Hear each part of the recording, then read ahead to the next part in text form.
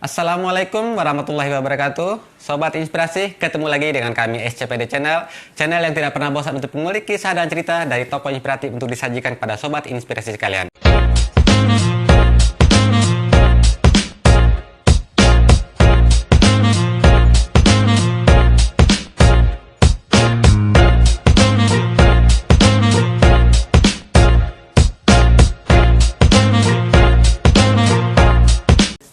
Pada edisi bulan Ramadan ini kami sudah kehadiran Ustadz berasal dari Bolo, Madapangga, Kabupaten Bima, Nusa Tenggara Barat. Beliau adalah Ustadz Ruslan. Kita langsung saja berkenalan dengan beliau. Selamat sore, Assalamualaikum. Waalaikumsalam warahmatullahi wabarakatuh. Apa kabar?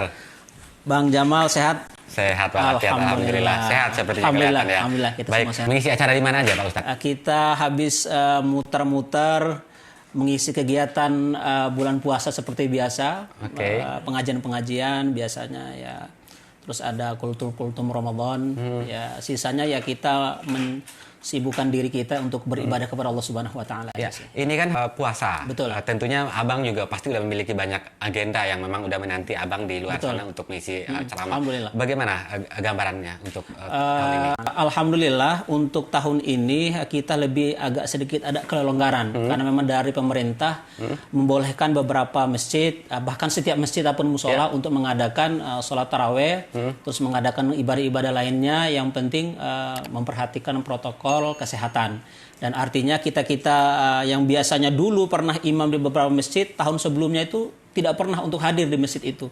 Tapi alhamdulillah kita dapat informasi dari beberapa pengurus masjid khusus yang ada di DKI dan sekitarnya, alhamdulillah sudah bisa menyelenggarakan ataupun kita ikut imam di beberapa masjid yang memang sudah ditentukan. Alhamdulillah karena memang kondisi corona udah sedikit melandai mungkin betul, kondisinya. Betul, baik Sobat Inspirasi, sebelum kita lanjutkan lagi diskusi, kami minta kepada Sobat Inspirasi sekalian untuk subscribe channel kami dan jangan lupa untuk like, komen, dan juga share. Dan kami pun mengucapkan selamat menjalankan ibadah puasa bagi Sobat Inspirasi yang menjalankan ibadah puasa. Adapun tema yang akan kami angkat kali ini adalah tentunya berkaitan dengan bulan Ramadan. Kita tahu Pak Ustadz ya bahwa bulan Ramadan adalah bulan dari Al-Quran juga, atau Nuzulul Quran. Mungkin tema itu yang mungkin bisa Pak Ustadz sampaikan dalam edisi kita kali ini ya. Baik, bisa langsung disampaikan Pak Ustadz. Bismillahirrahmanirrahim. Assalamualaikum warahmatullahi wabarakatuh. Sahabat SCPD Channel yang dirahmati Allah Subhanahu Wa Taala. Alhamdulillah tidak terasa kita sekarang ini sudah berada di tahun ataupun bulan suci Ramadan, di hari pertama di tahun 1442 Hijriah, yang alhamdulillah ada perbedaan yang luar biasa yang kita rasakan di tahun ini dibanding dengan tahun-tahun yang sebelumnya. Itu adalah suatu keberkahan yang Allah berikan kepada kita semua. Dan sebelumnya alhamdulillah bersyukur kita kepada Allah Subhanahu Wa Taala bahwasannya kita masih diberikan kesehatan oleh Allah Subhanahu Wa Taala, dipanjangkan umur taat kita oleh Allah Subhanahu Wa Taala sehingga kita bisa sampai di bulan suci Ramadan ini. Kemudian yang kedua, salawat teriring salam semoga tercurah kepada baginda Rasulullah Muhammad SAW. Mudah-mudahan kita semua istiqomah hingga yaumil akhir. Para sahabat SCPD Channel yang dirahmati Allah Subhanahu Wa Taala, terkait dengan bulan suci Ramadan, adalah bulan suci Ramadan ini adalah bulan yang begitu diberkahi Allah Subhanahu Wa Taala. Bulan yang dulu pernah dimintakan oleh baginda Rasulullah Muhammad SAW 60 hari sebelum kedatangan bulan suci Ramadan, Nabi besar Muhammad SAW telah berdoa kepada Allah Subhanahu Wa Taala. Beliau berdoa dan mengangkat kedua tangannya, Allahumma barik lana fi Rajab wa Sya'ban wa ballighna Ramadan. Ya Allah, berkahi kami di bulan Rajab dan berkahi kami di bulan Sya'ban, dan sampaikanlah umur kami untuk masuk di bulan suci Ramadan. Lalu untuk apa baginda Rasulullah Muhammad SAW meminta bulan suci Ramadan? Kalau seandainya tujuan daripada bulan suci Ramadan itu hanya mengharapkan surga, padahal baginda Rasulullah adalah seorang hamba yang dimuliakan Allah dan surganya sudah dijamin Allah Subhanahu Wa Taala. Lalu kenapa baginda Rasulullah Muhammad SAW meminta bulan suci Ramadan kalau seandainya tujuannya hanya sebagai pengampun dosa? Karena beliau adalah hamba yang tidak memiliki dosa, bahkan dosa-dosanya sudah diampuni Allah Subhanahu Wa Taala.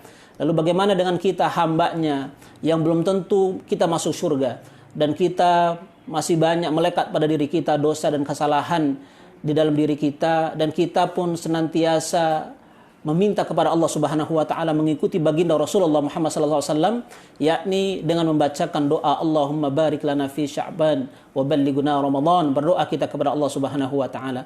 Oleh karena itu banyak yang bisa berharap dan berdoa seperti ini. Ada yang ingin mendapatkan bulan suci Ramadan, tapi ada yang jauh lebih cepat datang kepada mereka. Mereka belum sempat menikmati bulan suci Ramadan. Apa itu? Fa idza jaa ajaluhum la yastakhiruna sa'atan wa la yastaqdimun. Mereka yang dulunya berdoa sama dengan kita doanya untuk sampai umurnya kepada bulan suci Ramadan, tapi ada yang lebih dulu sampai kepada mereka. Fa idza jaa ajaluhum, yakni ajal lebih cepat datang kepada mereka. Ketika ajal itu datang tidak bisa ditunda walaupun sesaat, dan ketika ajal itu datang ternyata tidak bisa dimundurkan walau sesaat. Oleh karena itu bersyukur kita bahwasannya di siang hari yang mulia ini, di hari pertama di bulan suci Ramadan ini, kita bisa sama-sama sehat, diberikan kesehatan oleh Allah Subhanahu wa taala untuk mengisi bulan suci Ramadan ini dengan amal-amal yang tentunya sesuai dengan dengan kesanggupan diri kita. Oleh karena itu, sahabat inspirasi yang dirahmati Allah Subhanahu wa taala, yang ingin sampaikan adalah bahwasannya di bulan suci Ramadan ini, di samping kita berpuasa, di samping kita untuk qiyamul lail, untuk sholat tarawih dan sebagainya, bulan ini adalah termasuk bulan Al-Quran. Kata Allah Subhanahu wa taala dalam Al-Quran, "Syahrul Ramadan alladzi unzila fihi al-Quran." Bahwasannya di bulan suci Ramadan adalah bulan di mana Allah Subhanahu wa taala menurunkan Al-Quran. Al-Quran adalah pedoman hidup bagi kita umat Islam. Ketika wa nunazzilu minal Qur'ani ma huwa syifa, kata Allah Subhanahu wa taala, kami turunkan Al-Quran adalah sebagai obat. Untuk siapa? Untuk kita orang-orang yang beriman. Ketika kita risau, ketika kita gundah gulana, kita kembali kepada Allah Subhanahu wa taala. Tidak ada yang dapat mengobati kegundahan, kegelisahan itu melainkan kita apa? Kita eratkan hubungan kita dengan Allah Subhanahu wa taala, yakni dengan memperbanyak membaca Al-Qur'an. Dan ketika kita melihat beberapa riwayat mengatakan bahwasannya Imam Syafi'i selama bulan suci Ramadan beliau menghatamkan 60 kali Al-Quran selama bulan suci Ramadan. Artinya apa? Kalau puasanya 30 hari, berarti dalam satu hari beliau bisa menghatamkan Al-Quran 2 kali, 60 kali selama bulan suci Ramadan. Lalu bagaimana dengan Imam Hambali? Ditanya oleh Imam Syafi'i, "Wahai Hambali, apa yang engkau lakukan ketika selesai melaksanakan sholat Isya?" Ternyata Imam Syafi'i ini melihat Imam Hambali melaksanakan sholat setelah sholat Isya sampai menjelang subuh. Kemudian apa kata Imam Hambali? "Wahai Syafi'i, aku menghatamkan Al-Quran di dalam sholatku." Subhanallah. Para ulama-ulama kita terdahulu menghatamkan Al-Quran itu, tarawehnya ternyata dari habis Isya sampai menjelang subuh itu menghatamkan Al-Quran. Artinya apa? 30 juz dibaca dalam satu malam. Lalu bagaimana dengan kita umatnya Nabi besar Muhammad SAW? Kita bukan ulama, kita bukan seperti para sahabat baginda Rasulullah Muhammad SAW. Artinya apa? Paling tidak kita ukur diri kita mempelajari Al-Quran. Yang hari ini sanggupnya hanya membaca 1 juz dalam seminggu, kita lanjutkan itu. Yang tadinya di 11 bulan kemarin kita membaca Al-Quran itu 1 juz 1 bulan, mungkin sekarang kita rubah paling tidak 1 juz dalam sehari. Karena apa? Bulan ini adalah bulan yang dimuliakan Allah, bulan di mana banyak sekali bonus-bonus yang Allah berikan kepada kita. Paling tidak kita ukur diri kita. Dan yang hari ini yang agak kesulitan membaca Al-Quran dengan Al-Quran yang kecil, beli Al-Quran yang lebih besar. Hari ini yang sudah menghatamkan Al-Quran dengan Al-Quran yang besar, baca terjemahannya. Setelah terjemahannya sudah dibaca tafsir dan sebagainya. Itu akan menjadi ladang ibadah kita kepada Allah Subhanahu wa taala. Lalu bagaimana saya, Ustadz, saya ini sudah tua, saya ini sudah susah menyebutkan hurufnya, berat lidah ini untuk membaca Al-Quran. Kan banyak tuh seperti itu. Orang-orang yang sudah tua gitu kan, berat. Saya pengen tuh fasih kayak Ustadz. Cuman saya karena lidahnya, giginya susah, huruf tha aja jadi huruf dzal, itu susah Pak Ustadz. Itu bagaimana? Kata baginda Rasulullah Muhammad SAW bahwa orang yang terbata-bata, berat lidahnya dalam membaca Al-Quran, ya, dia keluarkan seluruh tenaganya untuk istiqomah membaca Al-Quran, ternyata mendapatkan 2 kebaikan, 2 pahala. Pahala yang pertama apa? Karena dia membaca Al-Quran. Ada keinginan. Yang kedua, karena dia senantiasa istiqomah, rutin dia membaca Al-Quran. Karena apa? Karena Al-Quran inilah nanti yang akan menyelamatkan kita di hadapan Allah Subhanahu wa taala. Lalu bagaimana dengan orang-orang yang sudah mahir membaca Al-Quran? Ternyata di alam kuburnya akan dikelilingi oleh malaikat kiramim bararah. malaikat penjaga di sisi kiri, kanan, depan, belakangnya. Ketika makhluk Allah yang rajin, mahir membaca Al-Quran ini kelak, ketika dibangkitkan di alam kuburnya Allah Subhanahu wa taala, dia menoleh ke arah kanannya, dia melihat ada malaikat penjaganya. Siapa dia? Itu adalah rupa penjaga-penjaga dari hasil Al-Quran yang dia baca. Artinya apa, jemaah dirahmati Allah Subhanahu wa taala? Kita gunakan bulan suci Ramadan ini untuk kita perbaiki bacaan kita. Kita ajak anak-anak kita untuk belajar Al-Quran. Banyak sekarang ini anak-anak kita tidak ngerti dengan membaca Al-Quran. Yang lebih menyedihkan lagi, ketika orang tuanya meninggal, betapa banyak anak-anak itu hanya sanggup memakai kacamata hitam sebagai bentuk dukanya kepada orang tuanya. Hanya dengan memakai baju hitam, hanya dengan membawa karangan bunga besar-besar di pusaran kita yang telah meninggal dunia, anak itu mengira kita bahagia di alam sana. Padahal tidak. Karena apa? Karena anak itu tidak pernah diajarkan agama. Karena anak itu tidak pernah diajarkan Al-Quran. Tapi kalau hari ini kita ajarkan Al-Quran kepada anak-anak kita, ini momen yang tepat. Kita ajarkan Al-Quran kepada anak-anak kita. Anak itu pun nanti ketika kita meninggal dunia, anak itu pun akan bangun di pertengahan malam berdoa kepada Allah Subhanahu wa taala, meneteskan air matanya kepada Allah Subhanahu wa taala sambil mengangkat kedua tangannya, Allahumma ighfir lana dzunubana wa liwalidayna warhamhuma kama rabbawna shaghira. Allahumma ighfir lahum warhamhum wa'afihim wa'fu anhum. Itu ternyata pahalanya mengalir seperti orang yang berjalan di atas pasir yang begitu panas, kemudian begitu dalam keadaan panas yang luar biasa disuguhkan air yang dingin. Kira-kira begitulah rasa pahala itu masuk ke dalam ayah bundanya yang telah meninggal dunia. Dan suatu keberkahan buat kita semua, bahwasannya ketika kita memiliki amanah berupa anak, kita ajarkan Fatihah kepada anak kita.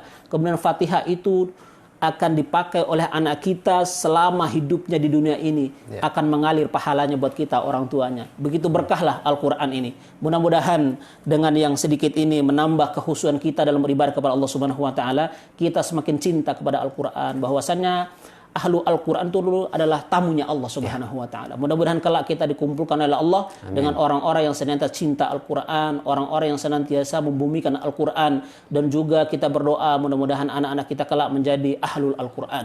Mungkin itu saja, mungkin pemirsa yang dirahmati Allah Subhanahu wa taala. Kurang lebihnya saya mohon maaf. Wassalamualaikum warahmatullahi wabarakatuh. Waalaikumsalam warahmatullahi wabarakatuh. Luar biasa tausiah singkat yang disampaikan oleh Ustadz Ruslan. Bang Ruslan, sedikit saya mau tanya mungkin terkait tadi materi bahwa Al-Quran juga bisa menjadi sebagai obat. Betul. Bagaimana kita bisa menerapkan atau memanfaatkan Al-Quran ini untuk mengobati penyakit yang ada di tubuh kita, baik penyakit jiwa maupun penyakit badan. Betul. Al-Quran ini semakin kita mendalami, semakin kita membaca Al-Quran, semakin tenang hati kita. Artinya semakin dekat kita kepada Allah Subhanahu wa taala. Semakin kita dalami ini Al-Quran, bahkan orang-orang tua kita dulu ketika kita di NTB sana, ketika orang-orang yang sedang sakit fisiknya pun, ketika hanya dibacakan dengan basmalah, bahkan hanya dengan suratul Fatihah, diberikan kesembuhan oleh Allah Subhanahu wa taala. Jadi artinya Al-Quran ini tidak hanya bisa mengobati apa yang ada dalam jiwa kita, bahkan secara fisik pun Al-Quran ini adalah sebagai obat. Paling tidak Al-Quran ini sebagai penghibur buat kita. Betapa banyak orang yang memiliki masalah larinya ke diskotik, memiliki masalah larinya ke narkoba, memiliki masalah larinya ke hal-hal yang bermaksiat kepada Allah Subhanahu wa taala. Ternyata hal seperti ini tidak menyelesaikan masalah, dan yang bisa menyelesaikan masalah kegundahan kita, terutama urusan kita di dunia ini, adalah dengan cara mendekatkan diri kita kepada Allah Subhanahu wa taala, yakni dengan senantiasa membaca Al-Quran di rumah kita.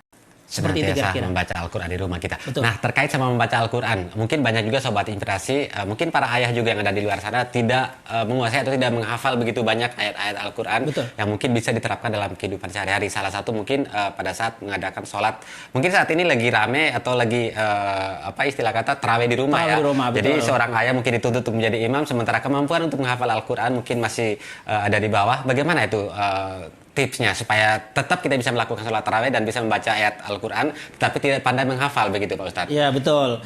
Nah, ini ternyata banyak juga dikeluhkan oleh teman-teman kita di luar sana, terutama orang-orang tua kita yang memang ingin tetap sholat tarawih. Ternyata saya mau tarawih, cuma saya malu sama anak saya. Cuman karena saya hafalnya masih sedikit. Betul. Hafalnya hanya itu saja. Yang pertama yang harus kita lakukan adalah ada keinginan untuk menambah hafalan. Ya.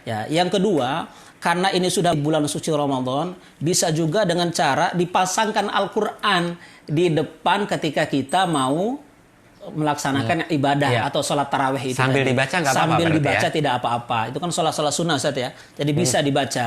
Artinya poin pentingnya adalah ada keinginan untuk terus menambah hafalan dan memperbaiki bacaan. Ya syukur-syukur bisa mengundang ustadz khusus untuk imam di rumah gitu kan. Itu lebih afdol lagi. Artinya itu lebih barokah insyaallah.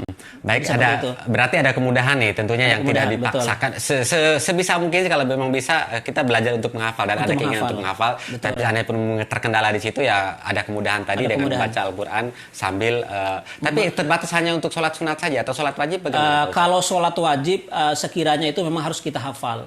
Ya, kita usahakan untuk menghafal. Kalaupun sholat sunnah sekiranya kita bisa menghafal suratnya hanya surat-surat itu aja ya tidak apa-apa.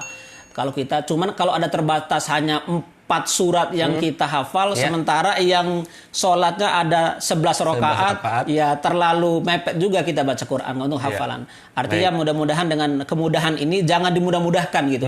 Artinya tetap yang lebih baik itu kita hafal. Yang lebih baik kita hafal. Nah, tadi juga disampaikan sama Pak Ustadz bagaimana kita memanfaatkan waktu yang mungkin dibilang pendek 30 hari untuk selama bulan Ramadan ini. Bagaimana kita memanfaatkan waktu itu untuk membaca Al-Quran sehingga memberikan syafaat buat kita. Nah, tadi sudah disampaikan tipsnya adalah 1 hari bisa setengah juz atau mungkin sesuai dengan kemampuan. Tapi ada terkendala dengan mungkin kawan-kawan di luar sana yang sedang bekerja sambil bekerja seperti itu. Bagaimana tipsnya tuh biar lebih maksimalkan lagi memanfaatkan waktu luangnya untuk membaca Al-Quran? Betul. Jadi kalau yang punya kemauan, yang pertama ada kemauan untuk menghatamkan Al-Quran paling tidak 1 kali dalam 1 bulan suci Ramadan.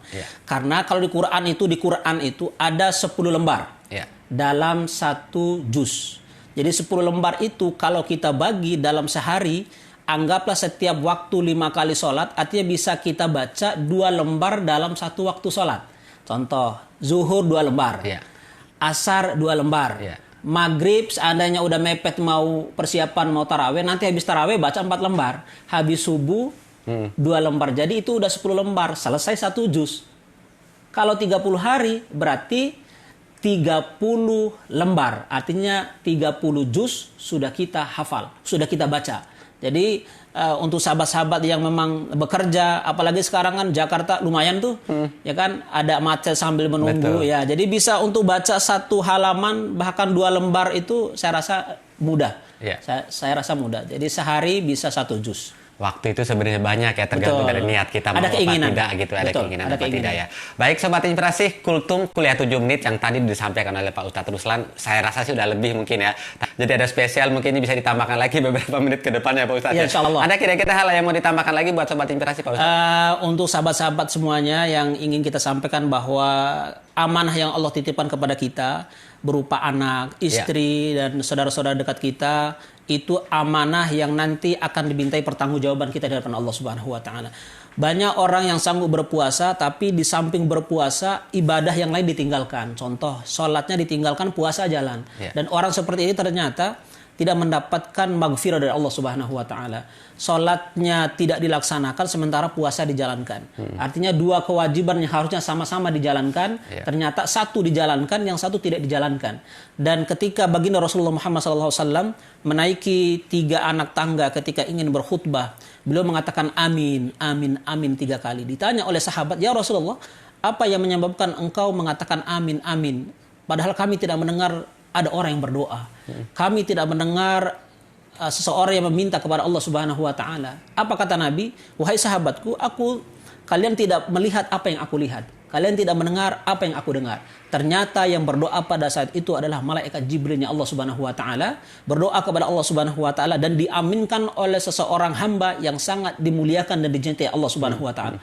Kira-kira ketika ada malaikat yang berdoa diaminkan oleh Rasulullah, doa itu mengguncangkan arasnya Allah Subhanahu wa taala, dan salah satu doanya itu adalah apa kata beliau? Kata malaikat itu bahwa celaka bagi orang yang mendapatkan bulan Ramadan tetapi mereka tidak mendapatkan ampunan dari Allah Subhanahu wa taala. Siapa dia? Orang yang hanya mampu menahan haus saja, hanya mampu menahan lapar saja, ternyata matanya tidak dijaga, telinganya tidak dijaga, tangannya tidak dijaga, mulutnya tidak dijaga, puasa mah puasa, gosip mah tetap. Jadi seperti itulah kira-kira. Jadi mudah-mudahan kita dijauhkan oleh Allah dari orang-orang yang tadi disebutkan dalam hadis ataupun dalam doa Nabi atau malaikat Jibril alaihissalam, bahwa kita tidak tergolong orang yang celaka. Ternyata yang celaka itu orang yang mendapatkan bulan Ramadan, bukan orang yang tidak mendapatkan bulan Ramadan. Kira-kira seperti itu. Kira-kira. Siap kalau begitu. Ya. Wah, luar biasa nih Sobat Inspirasi. Terima kasih banyak Sama-sama. Pak Ustadz Ruslan atas tausiahnya. Amin. Mudah-mudahan Sobat Inspirasi juga bisa mengambil manfaat atau mengambil saripati dari apa yang disampaikan tadi. Amin. Baik Sobat Inspirasi, demikian kulikan kami terkait tema yang tadi sudah disampaikan oleh Pak Ustadz Ruslan, dan kami berharap apa yang kami sampaikan bisa menjadi manfaat buat Sobat Inspirasi kalian. Apabila ada hal-hal yang kurang kami mohon maaf. Demikian wabillahi taufiq wal hidayah. Wassalamualaikum warahmatullahi wabarakatuh. Terima kasih banyak Pak Sama-sama. Ustadz. Mudah-mudahan sehat selalu dan sukses Sehat selalu, untuk sukses. SCPD Channel. Baik, terima kasih. Terima kasih.